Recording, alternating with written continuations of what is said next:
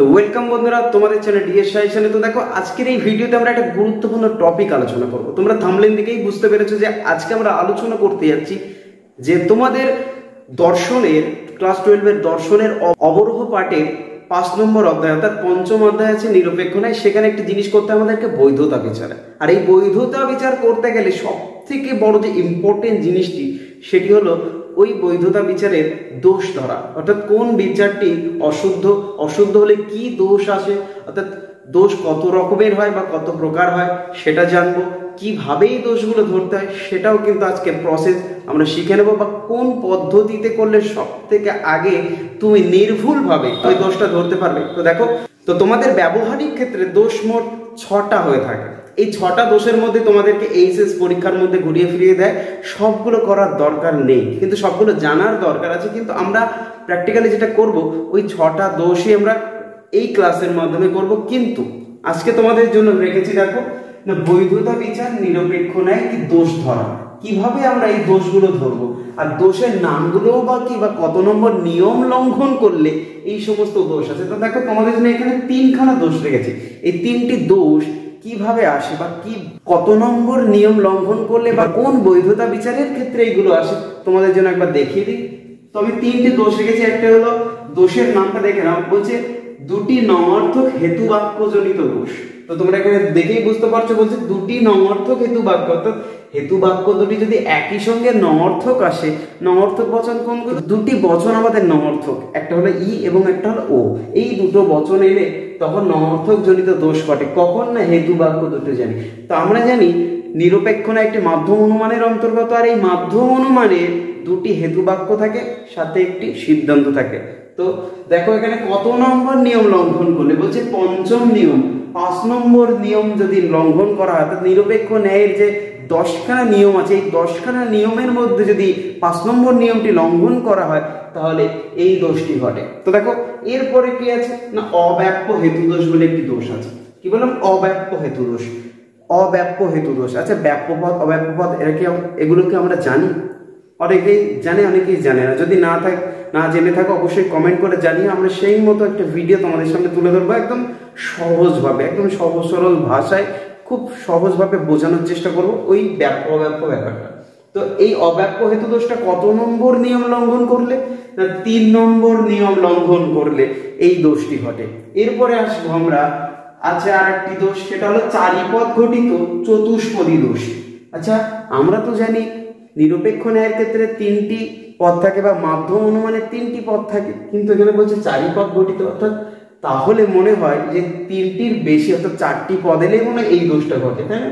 সেরকমই তো বোঝাচ্ছে যে চারিপদ ঘটিত চতুষ্পদী দোষ। চতুষ্পদ বলতে যে নিরপেক্ষ ন্যায় বা যে বৈধতা বিচারে 4টি পদ আসবে সেটাকেই বলা হচ্ছে। তা এটি কত নম্বর নিয়ম লঙ্ঘন করলে না, প্রথম নিয়ম 1 নম্বর নিয়ম লঙ্ঘন করলে এই দোষটি ঘটে। তো দেখো তোমাদের প্র্যাকটিক্যালি আমি প্রথম যে দোষটা আমি লিখেছি এখানে, যেটা 5 নম্বর নিয়ম লঙ্ঘন করলে হয় নিরপেক্ষ ন্যায়, যে কি না, দুটি নঙার্থক হেতু বাক্যজনিত দোষ।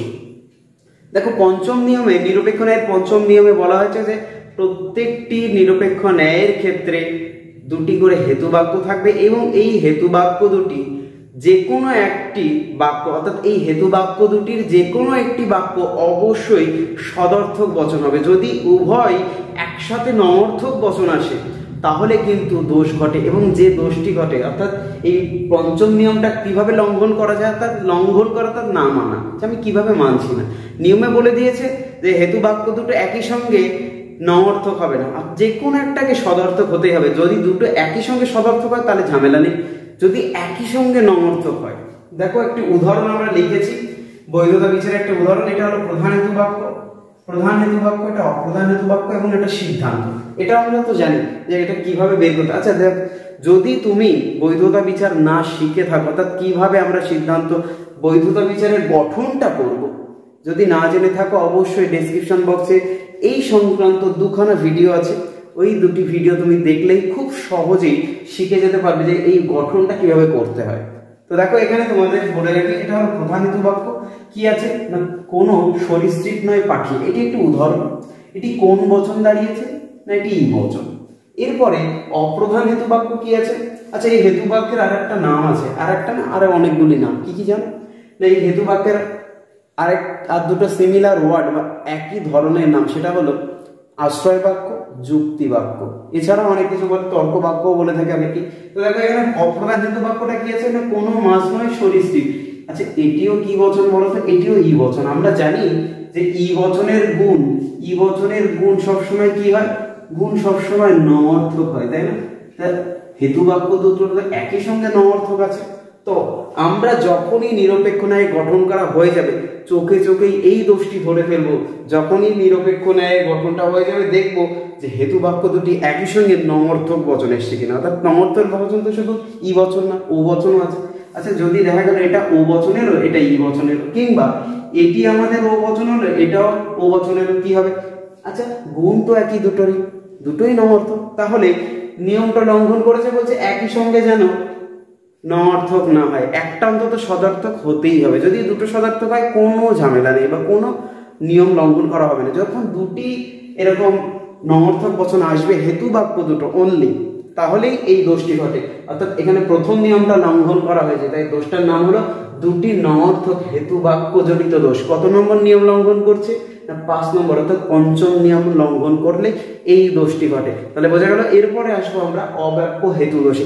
এই দোষটি কিভাবে ঘটে সেটাও একবার দেখে নেব। তো দেখো বন্ধুরা, এবার আমরা আলোচনা করব অব্যাপ্য হেতু দোষ। কি বললাম? এই দ্বিতীয় যে দোষের নামটা লিখেছি আমি, অব্যাপ্য হেতু দোষ। এটি কত নম্বর নিয়ম লঙ্ঘন করলে হয়? এটি তৃতীয় নম্বর নিয়ম লঙ্ঘন করলে হয়। অর্থাৎ 3 নম্বর নিয়ম, নিরপেক্ষ ন্যায়ের যে 10টি নিয়ম থাকে তার মধ্যে এই 3 নম্বর নিয়মটি যদি আমরা লঙ্ঘন করি বা না মানি, তাহলে এই দোষটি ঘটে। দোষটার নাম কি? অব্যাপ্য হেতু দোষ। কেন ঘটে? তৃতীয় নিয়মে কি বলা আছে? তৃতীয় নিয়মে বলা আছে দুটি হেতু বাক্যের যে হেতু পদ দুটি থাকে, কি বললাম? দুটি হেতু বাক্যের যে হেতু পদ দুটি থাকে, ওই হেতু পদ দুটিকে অন্তত একবার ব্যাপ্য হতে হবে, অন্তত একবার ব্যাপ্য হতে হবে। যদি দুবারই ব্যাপ্য হয় তাহলে কি দোষ ঘটবে? না, দুবার ব্যাপ্য হলে কোনো দোষ ঘটবে না। দেখা গেল একবার ব্যাপ্য হলো, একবার অব্যাপ্য হলো, তাহলে কি দোষ ঘটবে? না, তাহলেও দোষ ঘটবে না। কখন দোষটা ঘটবে বা কখন নিয়মটা আমি লঙ্ঘন করছি? দেখো, যখন দুবারই অব্যাপ্য করছি, অব্যাপ্য করলে তখনই কিন্তু এই তৃতীয় নিয়মটা আমরা লঙ্ঘন করে ফেলছি, যার ফলে আমাদের দোষটি ঘটছে। নিয়ম লঙ্ঘন করলে দোষ ঘটবে। কত নম্বর নিয়ম লঙ্ঘন করলে? এটা তৃতীয়, অর্থাৎ 3 নম্বর নিয়ম যদি আমি লঙ্ঘন করি তাহলে এই দোষটি ঘটছে। দোষটার নাম হলো অব্যাপ্য হেতু দোষ। কিভাবে ঘটছে এখানে একবার দেখে নাও। তো এখানে সবার আগে তোমাদেরকে একবার দেখাই যে ব্যাপ্য পদ সমান আমরা টিক জানি এবং অব্যাপ্য পদ সমান আমরা ক্রস চিহ্ন দেবো। এখন আমরা এটা কি জানি যে এ বচনের কোন পদটি ব্যাপ্য আর কোনটা অব্যাপ্য? এ বচনের তার প্রত্যেকটি বচনের দুটি করে পদ থাকে, একটি হলো উদ্দেশ্য পদ, একটি বিধেয় পদ। তো আমরা জানি যে এ বচনের উদ্দেশ্য পদ ব্যাপ্য হয় আর বিধেয় পদ অব্যাপ্য হয়। তো আমরা এখানে কি দেখলাম যে ব্যাপ্য সমান আমরা টিক চিহ্ন দেবো, অর্থাৎ এ বচনের উদ্দেশ্য পদ কি? ব্যাপ্য। এটা উদ্দেশ্য পদ, উদ্দেশ্য পদে পুরুষ লেখা আছে, তো পুরুষের উপর আমরা টিক চিহ্ন দিলাম। এবং বিধেয় পদে কি লেখা আছে? মরণশীল। তো এই মরণশীলের উপরে আমরা কি দেবো? ক্রস চিহ্ন দিলাম। পরিষ্কার বোঝা যাচ্ছে? ঠিক একই রকম ভাবে এটাও এ বচন এসছে আমাদের। তো এখানে আমরা এটা হলো উদ্দেশ্য পদ, উদ্দেশ্য পদের মধ্যে টিক দিলাম। এটা হলো বিধেয় পদ, বিধেয় পদের একটা ক্রস চিহ্ন দিলাম। ঠিক একই ভাবে সিদ্ধান্তটা করে নেব আমরা। তো এই ক্রস টিক চিহ্নগুলো কিভাবে বুঝতে পারছো? টিক সমান আমরা কি ব্যাপ্য পদ লিখেছি, ক্রস সমান আমরা অব্যাপ্য লিখেছি। কারণ হলো যদি ব্যাপ্য অব্যাপ্য বারে বারে লিখতে যায় না, এখানে একটা ঝামেলার সৃষ্টি হয়ে যাবে, অর্থাৎ কোথায় কি লিখেছি এটা বোঝা যাবে না। তাই আমরা ক্রস টিক গুলো দিয়ে দিচ্ছি যে কিভাবে কোনটাকে ধরেছে। তো তোমরা বুঝতে পেরেছো ব্যাপ্য সমান টিক, অব্যাপ্য সমান ক্রস। এখন দেখো তোমাদের হেতু পদ কোন দুটি আছে। আচ্ছা দেখো তো, সিদ্ধান্তের এই পদটাকে পক্ষপদ বলা হয়, সিদ্ধান্তের এই পদটাকে পক্ষপদ বলা হয়, এটাকে বলা হয় সাধ্যপদ। এগুলো তো আমরা জানি। এস মানে হলো পক্ষপদ, পি মানে হলো এখানে সাধ্যপদ। তো এখানে একটি নতুন পদ এসছে, তো এখানেও এটা কি? এটা এস, এটা হলো পি। তো হেতুপদ কোন দুটি? এই দুটি। যে মরণশীল লেখা হেতুপদ, হেতুপদকে আমরা ইংরেজি এম অক্ষর দ্বারা প্রকাশ করি, অর্থাৎ প্রতীক চিহ্ন হিসেবে কি ব্যবহার করা হয়? ইংরেজি ক্যাপিটাল এম, এই বর্ণটি করা হয়। এখন দেখো যে হেতুপদ দুটি কি দুটি হেতু বাক্যেই দুবারই অব্যাপ্য হয়েছে? এখানে একটু ভালো করে দেখো, দেখো দুবারই কিন্তু ক্রস চিহ্ন, ক্রস চিহ্ন মানে কি আমরা অব্যপ্ত। তো দেখতেই পাচ্ছি আমরা হেতু পদটি দুবারই দুটো হেতু বাক্যেই অব্যপ্ত এসছে। তো এই ক্ষেত্রেই যে দোষটা ঘটেছে সেটা হলো এই অব্যপ্ত হেতু দোষ। কত নম্বর নিয়ম লঙ্ঘন করেছে তাহলে? এটা হলো তৃতীয় নম্বর অর্থাৎ 3 নম্বর নিয়ম লঙ্ঘন করেছে, যার ফলে এই দোষটি এসছে। দোষটির নাম কি না অব্যপ্ত হেতু দোষ। কারণ কি না দুটি হেতু বাক্যেই অর্থাৎ প্রধান হেতু বাক্য অব্যপ্ত, অপ্রধান হেতু বাক্য অব্যপ্ত এসছে এই হেতু পদটি। হেতু পদ এখানে মরণশীল লেখা আছে, তো এর মধ্যে ক্রস চিহ্ন, এখানেও মরণশীল কোনটা হেতু পদ এটা, তো এর মধ্যে ক্রস চিহ্ন। এই জন্যই কিন্তু এটা যে দোষ ঘটেছে সেটা হলো অব্যপ্ত হেতু দোষ, 3 নম্বর নিয়ম লঙ্ঘন করেছে। এখন বলতে পারবে যে প্রথমে যে নিয়মটি লিখেছিলাম দুটি নবার্থক হেতু বাক্য জনিত দোষ, এখানে দেখে বলতে পারবে এই দোষটি এসছে কিনা? আমি একবার বলে দিই, আসেনি। কারণ কি না এ বচনের গুণ কি? এই বচনের গুণ হলো সদার্থক। তো সদার্থক কি আছে? একটা বলেছে, অন্তত একবার একটা সদার্থক হলেই আর দোষ ঘটবে না। যদি দুবারই নমর্থক আসে তাহলে দোষটি ঘটে। তো তোমরা এর আগেরটা জেনেছো এইভাবে। এরপরে আসবো আমরা এই যে চারিপদ ঘটিত দোষ। চারিপদ অর্থাৎ 4টি পদ কিভাবে আসে এটাই আমরা এখন জানবো। তারপরে আমরা কিন্তু ভিডিওটা স্টপ করে দেবো। আর অবশ্যই কমেন্ট করে জানাও কোথায় বুঝতে অসুবিধা হচ্ছে, বা তো এই ভিডিওটা দেখে তোমাদের কেমন লেগেছে, বা কতটা তোমরা বুঝতে পেরেছো, কতটা তোমাদের উপকারে লেগেছে অবশ্যই এক্ষুনি কমেন্ট করে জানাও। তো দেখার পরেরটা আসছে আমরা চারিপদ ঘটিত চতুষ্পদী দোষে। তো দেখো চারিপদ ঘটিত চতুষ্পদী দোষ কত নম্বর নিয়ম লঙ্ঘন করলে হচ্ছে না? প্রথম নিয়ম, 1 নম্বর নিয়ম। আচ্ছা এই নিয়মটা কি বলে দিয়েছে? নিরপেক্ষ ন্যায়ের প্রথম নিয়মে বলা হয়েছে প্রতিটি নিরপেক্ষ ন্যায়ের ক্ষেত্রে 3টি করে পদ থাকবে। 3টি করে, 1 2 3, 3টি করে পদ থাকবে। এই 3টি করে পদ, প্রত্যেকটা পদ একই অর্থে। কি বললাম? এটার যদি এ অর্থ হয় তো পরেরটারও এ অর্থ হবে, একটা যদি বি অর্থ হয় তো পরে যখন বসবে সেটারও বি অর্থ হতে হবে। তো একই অর্থে দুবার করে মোট 6 বার বসবে, অর্থাৎ 3টে পদ, এ একটা পদ, বি একটা পদ, সি একটা পদ। তো এরা এটা দুবার বসবে, বিটা দুবার বসবে, সিটাও দুবার বসবে, কিন্তু এদের অর্থ সবসময় একই থাকতে হবে। এর যা অর্থ হবে পরে যখন অন্য একটি এ বসবে তারও ঠিক একই অর্থই হতে হবে। তো ঠিক সেরকমই বলেছে প্রথম নিয়মে কি না প্রত্যেকটি নিরপেক্ষ ন্যায়ের করে 3টি করে পদ থাকে। 3টি করে পদ দুবার করে মোট 6 বার বসে একই অর্থে। তোমরা এখানে দেখবো যে চারিপদ ঘটিত দোষ কিভাবে করছে, অর্থাৎ প্রথম নিয়মটা কিভাবে লঙ্ঘন করছে বা মানছে না। কোন নিরপেক্ষ ন্যায়টি? না এটি বলছে সুজয় হয় সুমনের বন্ধু। তো আমরা কি জানি সিদ্ধান্তের উদ্দেশ্য পদকে সবসময় পক্ষপদ বলা হয়, তো এটাকে আমরা এস লিখলাম। এবং সুজয়টা হলো পক্ষপদ, এবং এখানে বিধেয় পদ কোনটি আছে? সুমনের বন্ধু। তো সিদ্ধান্তের এই বিধেয় পদের এই জায়গার নাম হলো সাধ্যপদ, তো আমরা পি লিখি। বোঝা গেল? এটা যদি আমি সুজয়ের বন্ধু এস ধরি, তো সুমনের বন্ধু এটা বিধেয় পদ, যেহেতু এটা পি ধরলাম। এখন কথা হচ্ছে এই সুজয়ের বন্ধু আর কোথায় আছে, বা সুজয়টা ঠিক কোথায় আছে? সুজয়টা ঠিক আরো একবার এই জায়গায় আছে। একটু পরে আমি এটা আবার সংশোধন করবো কিভাবে তোমরা দেখো। দেখো এই পক্ষপদে কি লেখা আছে? সুজয় লেখা আছে। তো একই অর্থেই কিন্তু আরেকবার ব্যবহার হতে হবে। তো সুজয় আছে এখানে, তাহলে সুজয় আছে, তো আমরা এস লিখে দিলাম। এবার সুমনের বন্ধু, আচ্ছা নতুন একটি পদ বেরিয়েছে কি? সুজয় হয় তন্ময়ের বন্ধু। যখনই একটি নতুন পদ বেরোয়, অর্থাৎ এই অপ্রধান হেতু বাক্যে পক্ষপদ আর হেতুপদ থাকে, তো এটা আমাদের এখন হেতুপদ। আচ্ছা এই হেতুপদটার সেম অর্থ হয়ে আরেকবার ব্যবহার হতে হবে।